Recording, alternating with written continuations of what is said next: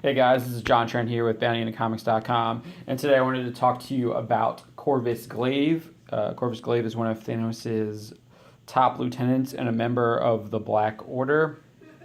Corvus Glaive will be showing up in Avengers Infinity War alongside other members of the Black Order, including Proxima Midnight, Cull Obsidian, and the Ebony Maw.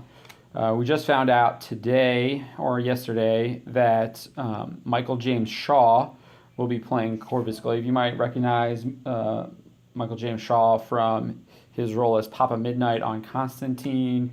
He also starred in in Limitless and played Agent Mike in that series. And he was also Marcellus in the 2016 Roots TV miniseries. But he'll also be Corvus Glaive. And we wanted to talk to you about Corvus Glaive. He's one of the more interesting characters, I think, in Marvel Comics. He's probably one of the more powerful characters in Marvel Comics. So let's get to it. So in Jonathan Hickman's Infinity Run, Corvus Glaive actually shows up in the first book, and he makes his presence felt right away. He's actually sent by Thanos to this planet called Al Agulo. I'm probably totally pronouncing that wrong. As with any kind of alien language, I just butcher those names. But Thanos sends him there to collect tribute, and you're not really sure what that tribute is until he brings it back. And what's interesting is that Corvus Glaive not only brings the tribute back, but he viciously intimidates the local population into giving him that tribute. And he does it in very old-fashioned style way. He kind of defeats the champion of the planet, and then he goes to the rulers of the planet and shows them that he defeated them, and basically tells them, if you don't pay us the tribute, we're going to kill you all. And interestingly enough, the tribute is a bunch of severed heads of their youth, so they will basically stay under the palm or boot, I guess, of Thanos and his minions, so they can't create young people to fight back. And so let's get to number 2. Probably one of the more interesting parts about Corvus Glaive is his weapon.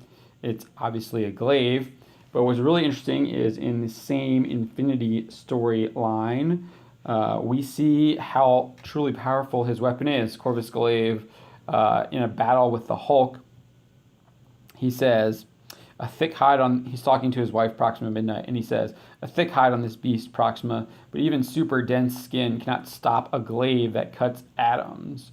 So from Glaive's own words, courtesy of Jonathan Hickman, he tells us that his weapon can actually cut atoms. That's just mind-blowing.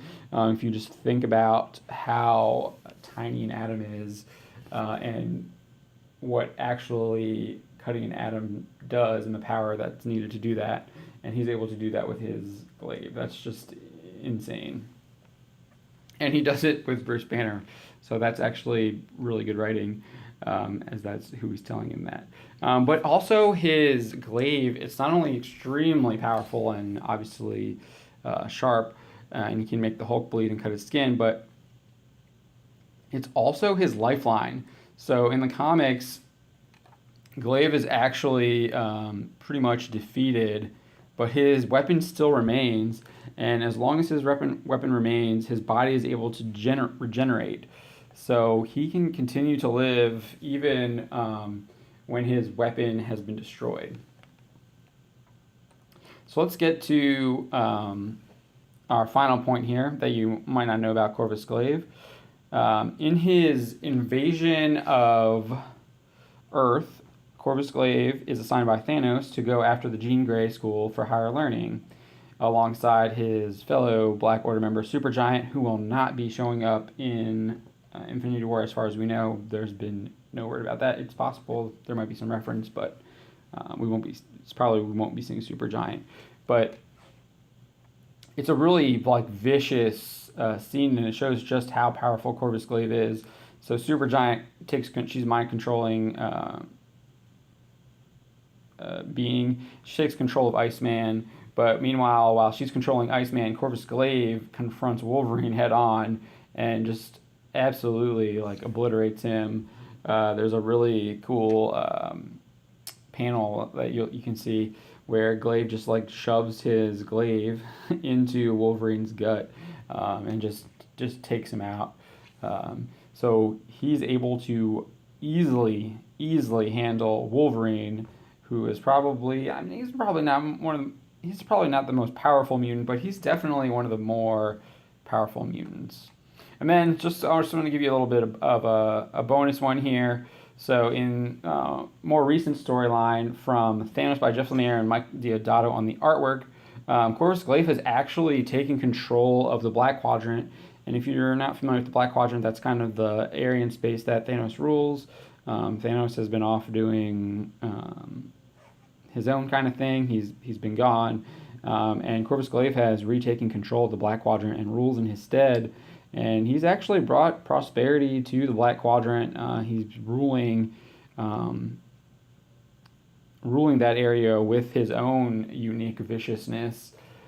And but unfortunately, that rule comes to an end when Thanos comes knocking. Just to show you how truly powerful Thanos is, he basically easily eliminates Corvus Glaive, and he actually knows about his glaive, and he crushes it, and then he has Glaive commit seppuku. I probably said that wrong. Basically, he forces seppuku. Yeah, I think that's how you say it. But he basically Glaive commits suicide and shoves his own shard of his glaive into his chest. And that's what you need to know about Corvus Glaive going into Avengers Infinity War. Once again, this has been John Trent. Thanks for tuning in, and make sure you subscribe to Banning in the Comics and sign up for our newsletter and follow us on Facebook and Twitter, and you can find all of those links in the description below. Thanks, and we'll talk to you soon.